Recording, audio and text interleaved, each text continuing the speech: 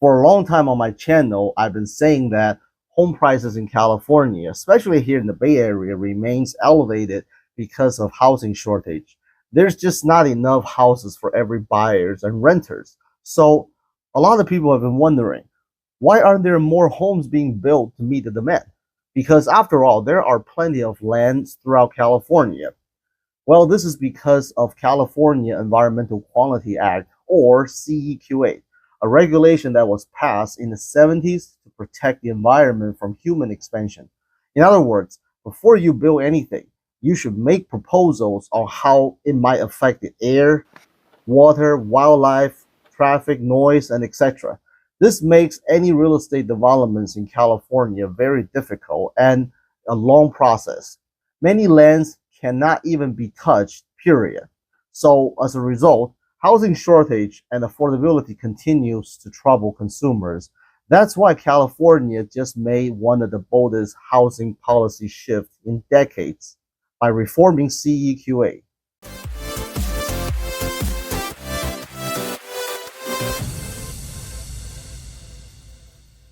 Recently, California just rolled back on the CEQA in major ways. A lot of the restrictions and process of building and developing housing projects has been streamlined, especially the urban project under 20 acres. This means a lot of red tape is about to be cut. Does that mean we're going to start seeing many more new homes being built soon? Are homes going to be more affordable and home prices coming down soon? This is exactly what I'm going to talk about in today's video. Let's start with the issues of CEQA that I see now. While its original purpose was to protect the environment, it has also been used for pushing personal agendas and obstruct developments in names of environmentalism. And here's the most ironic part.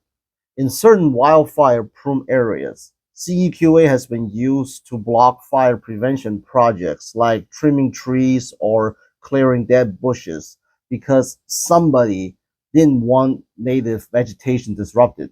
And the result? Well, fire crews cannot prepare the land. And when fire season comes, the entire forest burned down and neighborhoods vanish. So what environment is it actually protecting? As population grows, environmental project and human expansion will collide inevitably. As you know, housing shortage has become more and more of an issue for most of the major cities along the coast. Different cities try to come up with different solutions. And you probably heard that New York is proposing a rent freeze. That's just one way of dealing with housing crisis. But of course, it risks pushing investors out of the market. California is taking the opposite route by removing barriers so that more houses can be built faster. One important thing to understand is that CEQA is a state law, and while the recent rollback removes some of the major roadblocks like lengthy environmental reviews and prolonged approval timelines, it does not override local authority.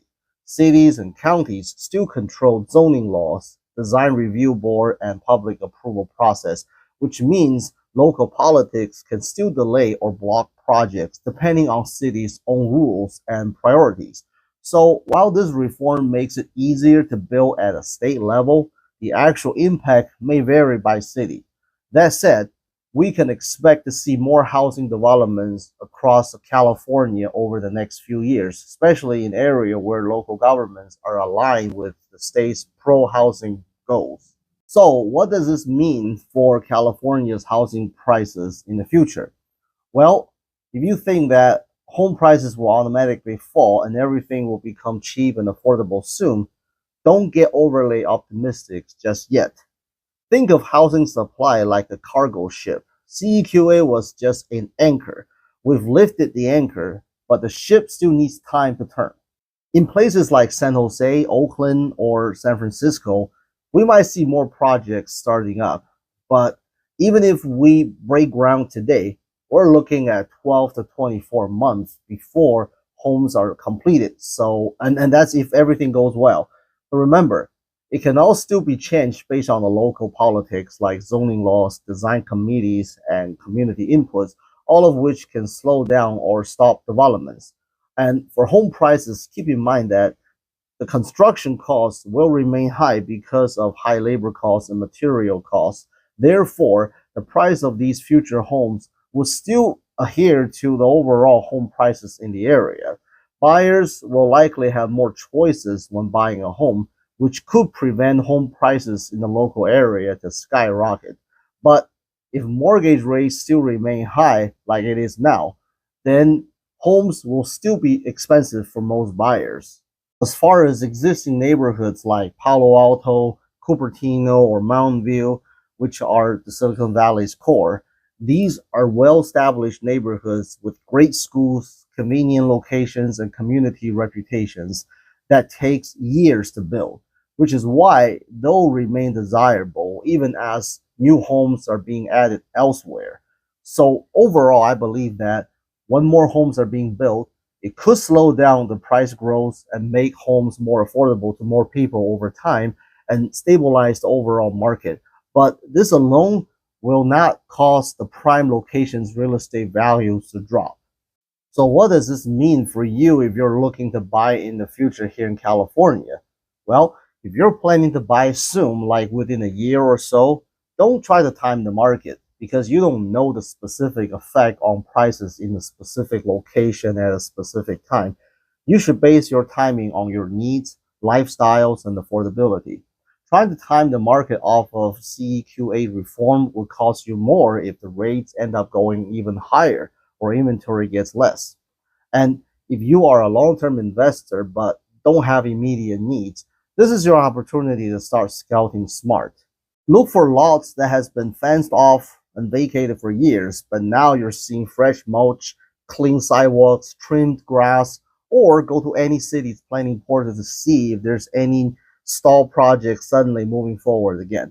Pay attention to transit corridors because these areas are getting the most fast-track developments. These are all signs that new development is moving forward to help you make your decision. Another thing to consider is the future outcome of New York's market.